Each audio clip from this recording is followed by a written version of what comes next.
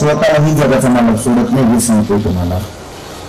डोंगर वृक्षाच्या खाली भगवंत झोपलेले आहेत आणि एक शिकारी पहाटे शिकारीसाठी बसलेला आहे. कथा भाग जरा वेगळा आहे, तो मला सांगायचा नाही, मला फक्त विषयाला स्पर्श करायचा. आता एक शिकारीसाठी बसलेला भगवंत झोपलेले होते. पायात आली होती देवाची आणि पायात आली होती भगवंताच्या पायाला पद्म होता, तो पद्माचा काटत होता. शिकारीला असं वाटलं कोणा प्राण्याचा पक्षाचा डोळाचा काटतो, प्राण्याच्या पक्षाचा डोळाचा काटतो, पायाला पद्माचा काटत होता. शिकारीला वाटलं प्राण्याच्या पक्षाचा डोळा जसा का बाण सोडला बरोबर भगवंताच्या पायाला अंगुष्ठातच मरण देवाचं होतं. भगवंताच्या पायाला बाण लागल्याच्या नंतर भगवंताचा काहीशी आवाज पारदित शिकारीच्या कानी पडला. शिकारी सैराबाहेर धावत आला. अरे बघितलं, आपण कोणा प्राण्याला पक्षाला नाही, आपण तर द्वारकेच्या राजालाच बाण मारलाय, कन्हैयालाच बाण मारलाय. जवळ आले ते शिकारी दादा आणि डोळ्यात अश्रू होते. देवाला सांगितलं, कृष्ण भगवंता राजे, मी तुम्हाला मारण्यासाठी नव्हता बाण सोडलेला, मी तुम्हाला मारण्यासाठी नव्हता बाण सोडलेला. खरं तर मला असं वाटलं तुमच्या पायाचा जो पद्मचा काटतोय, मला वाटलं कोणी प्राणी पक्षी असला असावा, त्या प्राण्याचा डोळ्याचा काटतोय म्हणून मी बाण मारलेला. ह्याकडनं लई मोठं पाप झालं. तेव्हा माझ्या जगाच्या मालकाने सांगितलं, शिकारी दादाला, शिकारी भैया तुमची चूक नाही आहे, ते माझं कर्म आहे, माझा रोग आहे, तुम्हाला रोगाचा लागतो. म्हणजे कसं देवा? अरे हा माझा रोग आहे. म्हणजे कसं देवा? मी जेव्हा प्रभू रामचंद्र होतो, जेव्हा मी राम होतो, तेव्हा तुम्ही राम होता. आणि बालीला कसं मारलं देवानं? बालीला कसं मारलं होतं? लपून बाण मारला होता. मागच्या जन्मामध्ये मी तुम्हाला लपून बाण मारला, म्हणून या जन्मामध्ये तुम्ही मला लपून बाण मारताय. माझं कर्म आहे ते मला बघून घ्यावं लागेल. असा न्यायाधीशा तो तुम्हा आपल्याला सोडत नाही, साधू संतांना सोडत नाही, अरे स्वतःलाही सोडत नाही. म्हणून माझे तुकोबाराय सांगतात की भैया जीवनामध्ये भोग हा भोगालाच लागतो. असं महाराजांचं मत. महाराज करतात प्रथम चरणामध्ये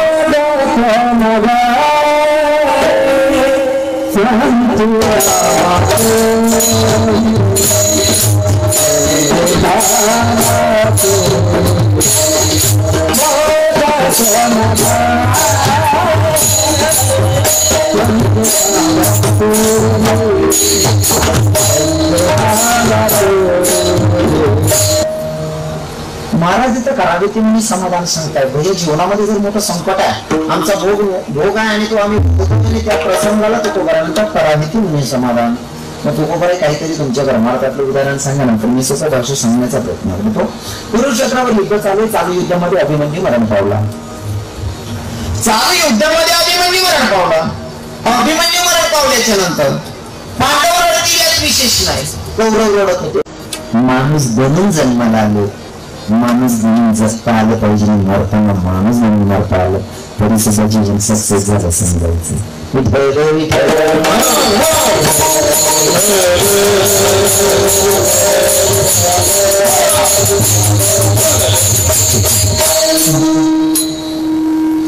पांडववरती एक विशेष नाही कौरव रडत होते. महाराज काही झिन असेल नाही का, पण तुम्हाला सांगतो बरं का, अभिमन्यू मरण पावला. अभिमन्यू मरण पावला तर ही बातमी त्याच्या माईला सांगायची. अभिमन्यूच्या माईचं नाव काय होतं? अभिमन्यूच्या माईचं नाव काय होतं?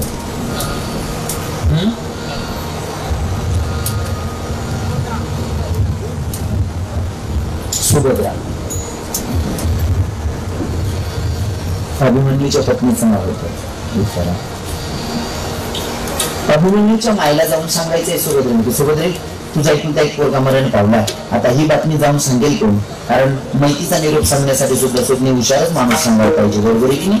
धर्मराजानं भगवंताकडे बघितलं, कृष्ण भगवंताकडे, आणि कन्हैयाला सांगितलं, कन्हैया अरे हमने इतनी ताकत नहीं कि हम जाके सुभद्रा को बता दी कि भाई तेरा लाल हमें छोड़ के चला गया. कन्हैया हमारा थोड़ा सा काम कर दो. बोले क्या? सुभद्रा के पास जाओ, सुभद्रा को बता दो कि भाई तेरा लाल हमें छोड़ के चला गया. कृष्ण भगवंत म्हणतात हो हे काम मला करावं लागेल.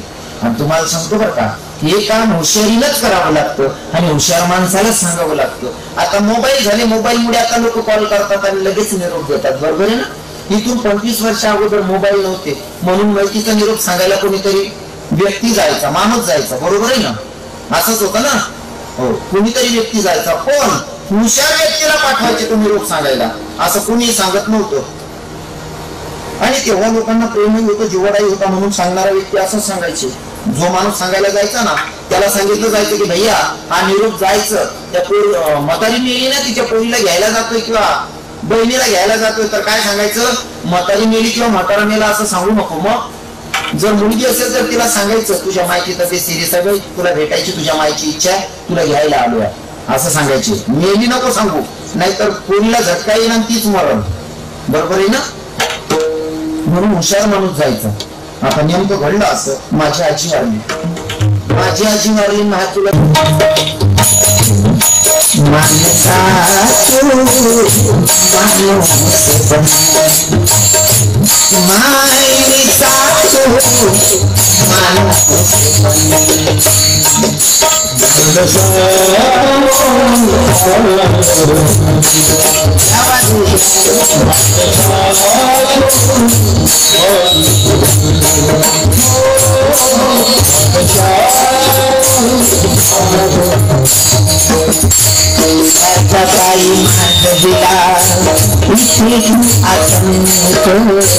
माणसाच्या धर्माला बाजूला असे बरे नाही तुझे चलन, असे बरे नाही तुझे चलन. माणसा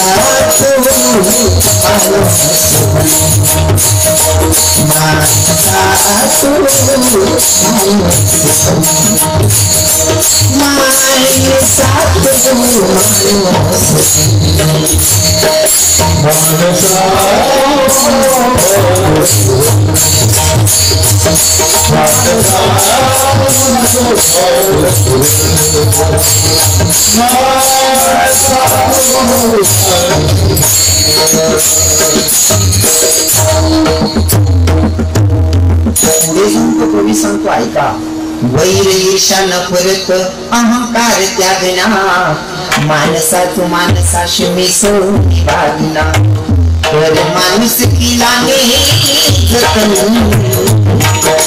माणूस किला जतन, मानसा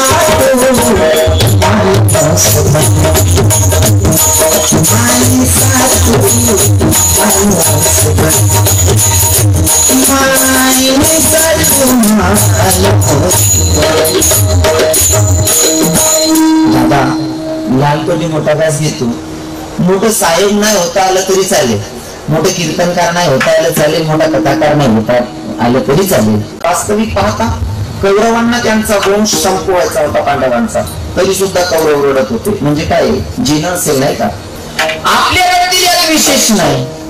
लक्षपूर्वक ऐका, जीवन जगायची तर सांगायला आपल्या रडतील विशेष नाही. पण दादा मेल्याच्या नंतर दुश्मनाच्या डोळ्यात अश्रू आले पाहिजे, त्याला म्हणावं जीवन जगणं, तर जगूनच नाही जाणार. बरोबर आहे? जीवन जगत असताना आपले रडतील, आपले रडतातच, तर दुश्मनाच्या सुद्धा डोळ्यात अश्रू आले पाहिजे, याला म्हणावं जीवन जगणं. पांडव रडत होती यात विशेष नाही, कौरव सुद्धा रडत होते. मी नेहमी एक प्रमाण म्हणून होतो बरं का, ते मला वाटतं निरंकारी भजनीवाले भजन म्हणत होते, त्यांच्यात ऐकलेलं, मी लहानपणी ऐकलेलं. लहानपणी ते भजन ऐकलं मला आजही कीर्तनात सांगायला ते आवडतं, कारण त्याचे बोल लई भारी आहे, त्याचा अर्थ खूप चांगला आहे. तो कवीने लिहिलेलं भजन असं, तुला मानवाया ठाई जन्म पुन्हा पुन्हा नाही, बहुमोलाचे लाभले जीवन, बहुमोलाचे लाभले जीवन, मानसा तो मानस. सुभद्रा गाठीत जमिनीवर बसली, सुभद्रा रडतही नाही आणि बोलतही नाही. जुन्या बाबा लोकांना माहिती आहे, बाईच्या कानावर जर दुःखद बातमी पडली, बाईच्या डोळ्यातून अश्रू जर नाही निघाले, बाई जर रडली नाही, तर वेगळी होण्याची दाट शक्यता असते. बरोबर आहे नाजी माय? बाईच्या कानावर दुःखद बातमी पडल्याच्या नंतर बाई रडली पाहिजे, जर रडली नाही तर वेळी होण्याची दाट शक्यता असते. कृष्ण भगवंत विचार करता बाई सुभद्रा रडत नाही, सुभद्रा वेळी झाली की काय? जवळ आले सुभद्रे, अगं रड ना, तुझा येतो त्या पूर्व मरण पावलं, तुला रडायला येत नाही. सुभद्रे तुला दगडासारख्या हृदयाची झाली, अगं रड ना. सुभद्रा काही बोलत नाही. जवळ आले सुभद्रेचा हात धरला, सुभद्रे अगं तुझा येतो त्या पूर्व मरण पावलं, तुला रडायला येत नाही, तू माय की दुश्मन, अगं काय दगडासारख्या हृदयाची झाली, अगं रड ना. सुभद्रानं देवाकडे बघितलं, देवाला दोघं हात जोडले, देवाला सांगितलं का नाही, या तू मला घडायला सांगतोय, तू मला घडायला सांगतोय. अरे तुझे संत तुझी बडई मारत असताना सांगतात, चाले ही शरीर कोणाची असत्य कोण बोलली ते हवी ना. तुझ्या सत्तेशिवाय झाडाचं पान हलत नाही असं ऐकलंय रे मी.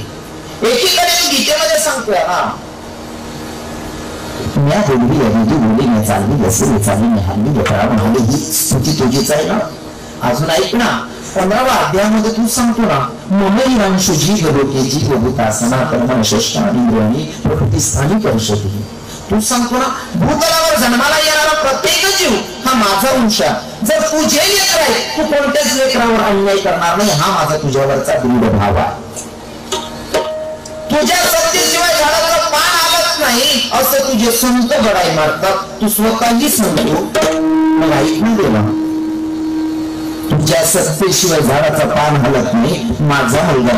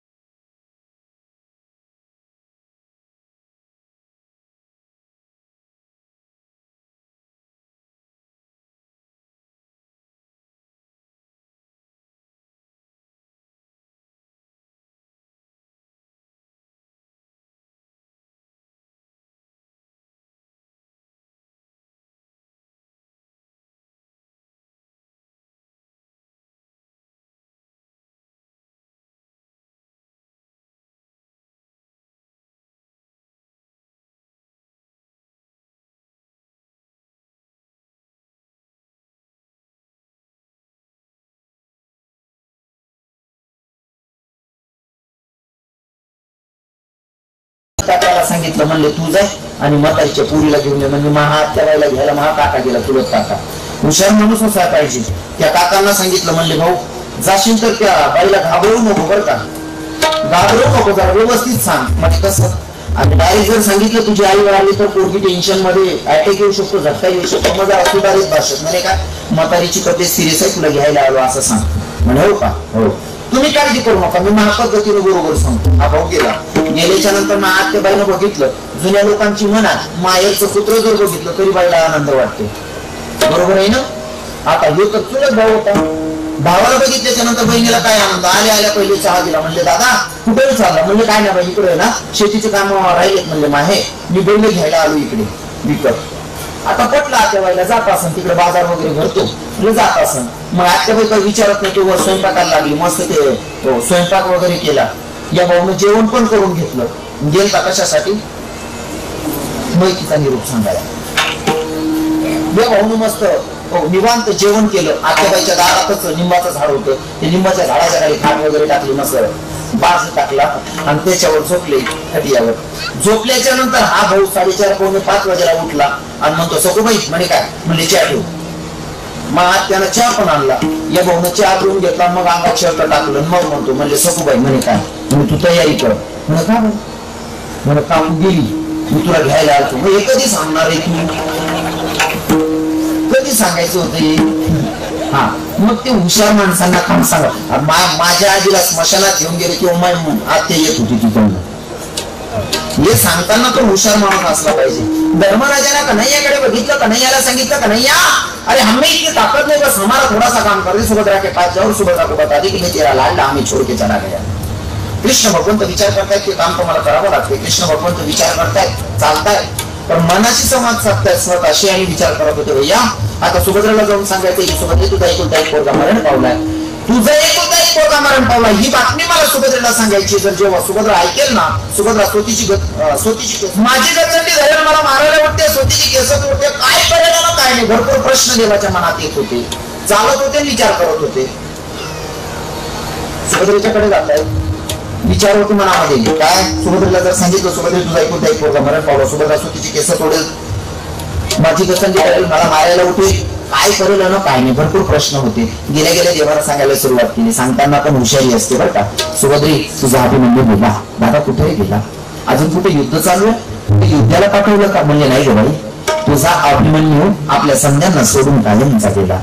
देवाला काय वाटलं होतं, सुभद्रा खूप रडेल, खूप अवकळा करेल, माझी गचंडी धरेल, तिची केस तोडेल, खूप रडेल. तसं काहीच झालं नाही. सुभद्रा जागीच जमिनीवर बसली.